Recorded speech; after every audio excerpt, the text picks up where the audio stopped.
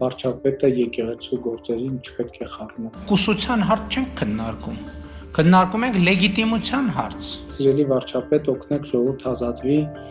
Գարեգին Բ. կաթողիկոսից, շատ մարդիկ վախենում են միանալ շարժմանը, նույնիսկ հոգևորականներ, դուխ տվեք նրանց։ Կտրիչ Ներսիսյանը հայ առաքելական եկեղեցու հայրապետը չի։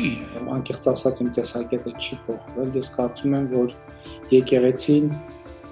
եւ պետությունը անջատ են։ Հայ առաքելական եկեղեցին բռնազավթված է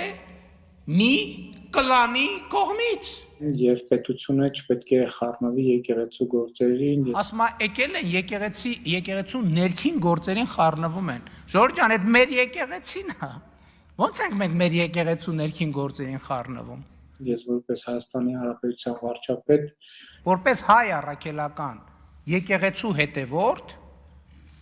եւ այո, նաեւ որպես վարչապետ, որտեվ չեմ կարող կիսել։ Եվ համոզված եմ դրանում, որ վարչապետը եկեղեցու գործերին չպետք է խառնվի։ Ոչ թե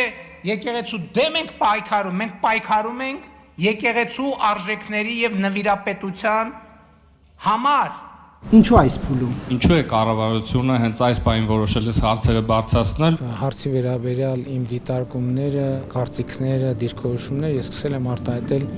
շատ վաղուց իմ լրագրող եղած տարիներին։ Իմ լրագրողական գործունեության ընթացքում էլ ես չգիտեմ ինչպես է դա պատահել, բայց ես այդ թեմաների հետ առնչվելու առիթ չեմ ունեցել։ Տեսնեք, որ այդ թեմայով տասնյակ հոդվածներ եմ գրել։